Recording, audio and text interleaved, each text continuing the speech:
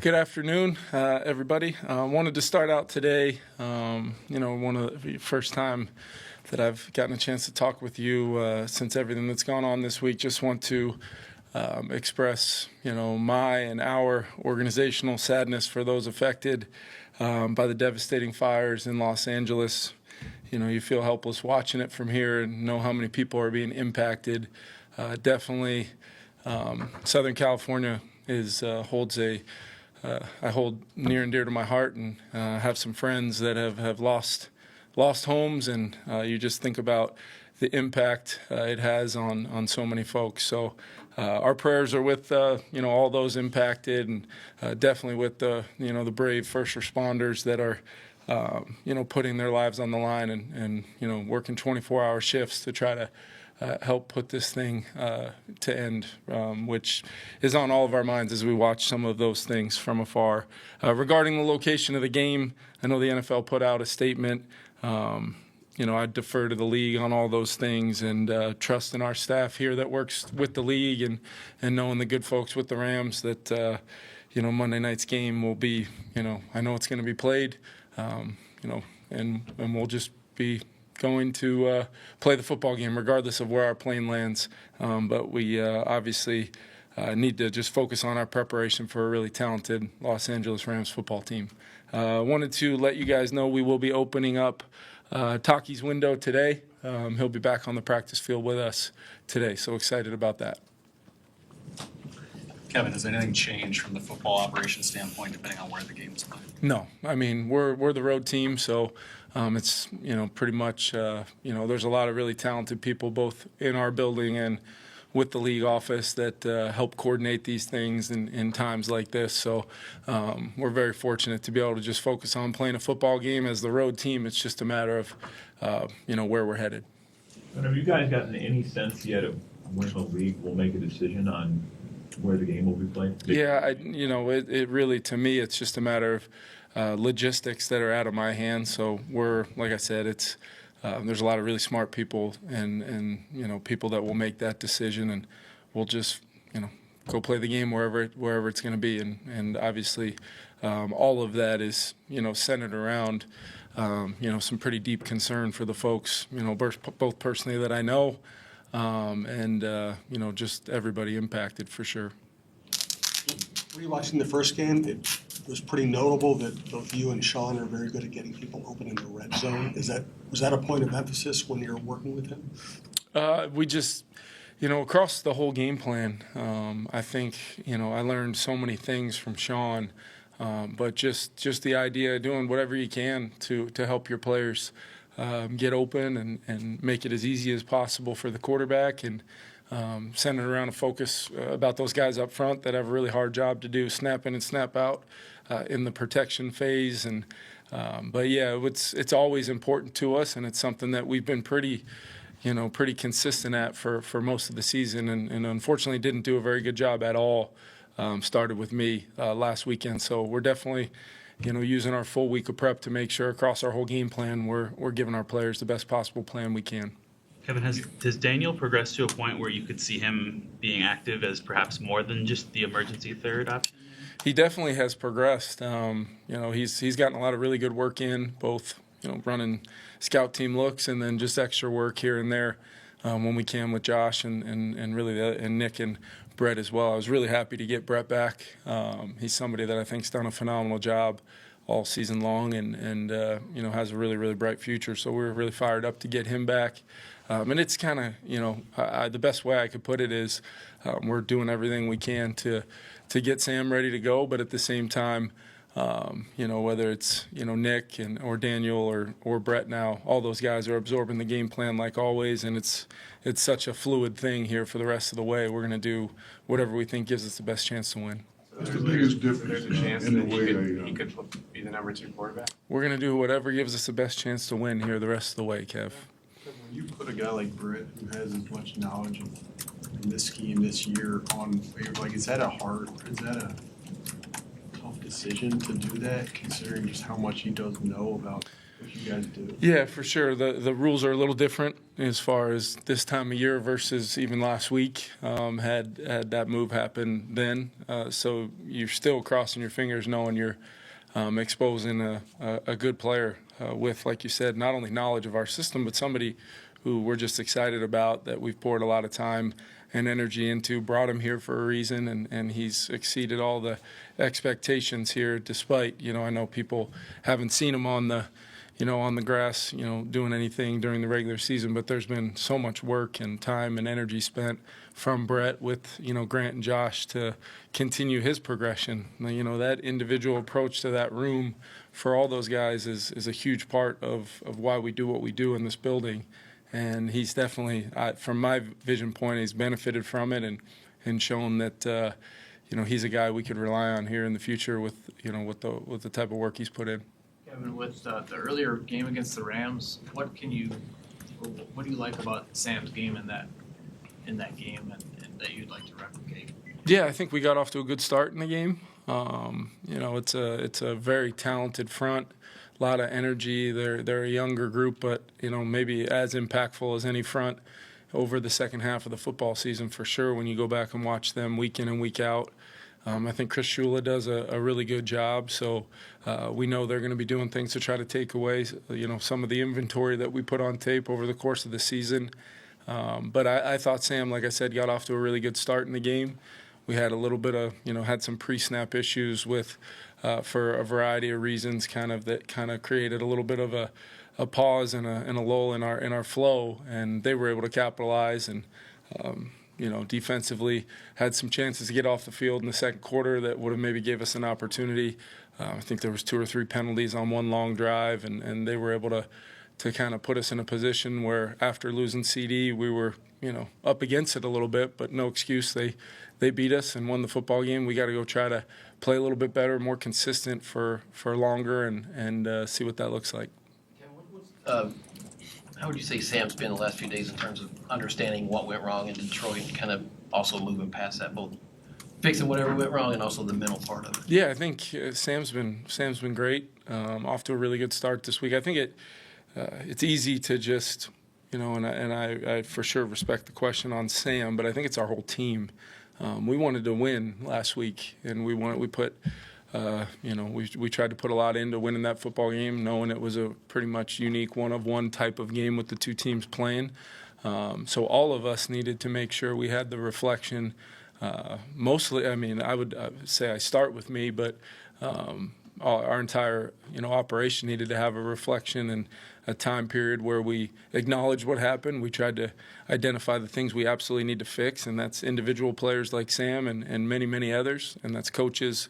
Like I said, starts with me. So I think there came a point in time where that got put to bed, and we're moving forward, and we're well into that phase now, and a lot of energy in the building, a lot of enthusiasm. We know it's game one of a second season.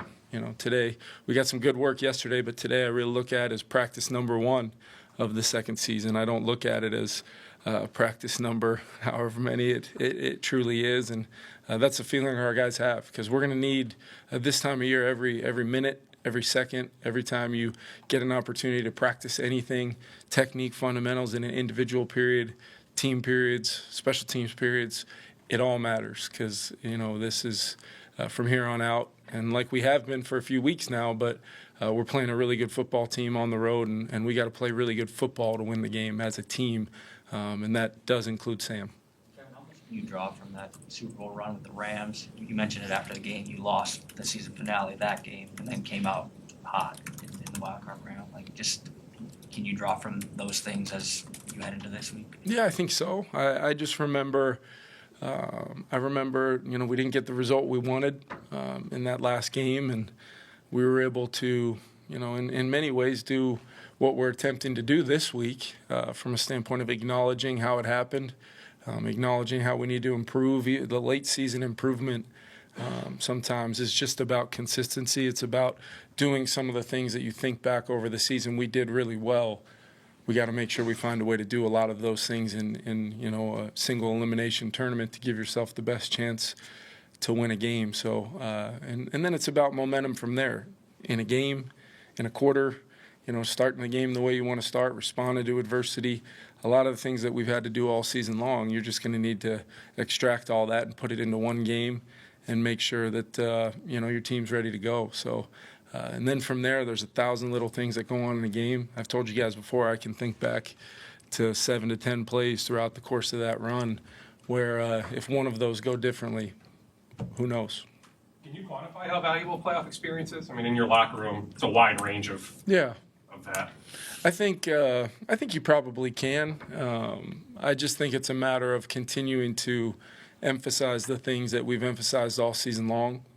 I know it's something that sometimes people do chalk up as a cliche, but when you're built on the mentality of winning one game every single week and what that looks like in a daily, hourly process leading into it, we have experience doing that throughout the season. We also have the experience that we talked about of the environment the other night. It felt like a playoff environment against a really good football team on the road, and that's been part of the process post-game here from last week that I think we can pull out of that experience in a way that we apply it immediately to our next opportunity, expecting a lot of the same similar things: tough environment, atmosphere, a really good team, really good offense, really good defense, and a team that if you don't play well, they're going to beat you. So we've got experience having that not go our way very recently. And what are we going to do about it as a team to make sure we go play, the kind of game we want to play in a game like this? You spent so much of your life in Southern California, so I'm sure you've seen wildfires happen. Yeah. Times, but is this one, I guess, different? Hit on a different level? Yeah, and every a couple times, when I was very young, and then had my last game in college got postponed around the time that the Chargers-Dolphins game got moved to Phoenix, and just the impact that this has on people. And it's not, the worst aspect of it are the folks that, for starting off, the lives that have been lost. And then you think about people that lose a lifetime of memories and things that, and a home that they've, in many cases, built their families. But there's also a lot of people who have been, evacuated that are trying to, basically, make sense of all this during this time. So there's just so many people impacted. And then you think about these heroes in my mind who are out, with, whether it's wind or circumstance of fighting this fire, that you think about just the adversity they're up against and how much, sacrifice there is there. It's just, this one does feel different though. And like you said, it's something you experience in Southern California based on the time of the year when these winds kick up and it's dry. So every single time, there's never one of these where I hear about it and it seems like a small thing that, there's just another one. They're all so impactful, based on my experiences. You're trying to win a football game against him this week, but have you talked with Sean and all about just kind of what he's going through, trying to keep his team focused? Yeah, I connected with him kind of early on just because, I know, about where he lives, and a lot of those guys, that I had relationships with live, the area we're talking about, there's a lot of people in a very small kind of square mile radius around that whole area. So you just never know who's being impacted. Like I said, I've had some dialogue with folks that lost everything, and there's really no words you can say other than you're thinking about them, praying for them, and just hoping that things start to turn here. Kevin, just working with Sam throughout this entire season, kind of on a daily basis, what can you say about his personality that you've learned through this journey that maybe you didn't know when he first got here, or that's kind of shown itself as you've gone along? Yeah, I think he's got a level of mental toughness to just be consistent about his routine, understanding that there's really nothing Sam's doing differently from a where I am, what I'm doing standpoint throughout the week, but the mental toughness to apply some hard coaching or apply some personal responsibility for things that maybe didn't go his way in one game. But you look at the sample size of his whole season, Sam Darnold is a huge reason why we won 14 games, and his teammates know that, we know it, and that's the mental toughness of it is also acknowledging the confidence he should have to put together another great week of preparation and go play. And it's not that I didn't know that would be there, but I think the way he's handled success this year has been impressive. The way he's handled adversity and then immediately respond and take us on, another 4+ win streak. And that's because of the consistency at that position. It's so important to your whole team when you pair it with a defense we're really proud of and an offense we're proud of and a special teams group that's been very impactful all season long. It puts you in a pretty good position to just move on and try to win a game with a lot of the things that got you here. How much better prepared do you feel like this defense is to handle Puka this time around? Yeah, I mean, that's the Thursday game. It's always a tight turnaround, but then, when there's players in that window, potentially that, in that case, he hadn't even had his window opened up until, maybe right around the time we were getting on the plane to head out there. So you build plans, and I thought the guys did a great job trying to adjust. But it's much more comforting, it sounds silly to say, but much more comforting knowing the challenges with a little bit of time and some brain power in our defensive staff room that's second to none. I know they're going to come up with a good plan, empower the players, and then those guys step in between the white lines, and they know the challenge it's going to be against Matthew Stafford, Puka, Cooper, the Kyron. This is a really good offense, and we're excited about the opportunity to compete, but we know it's going to be a challenge. Thank you.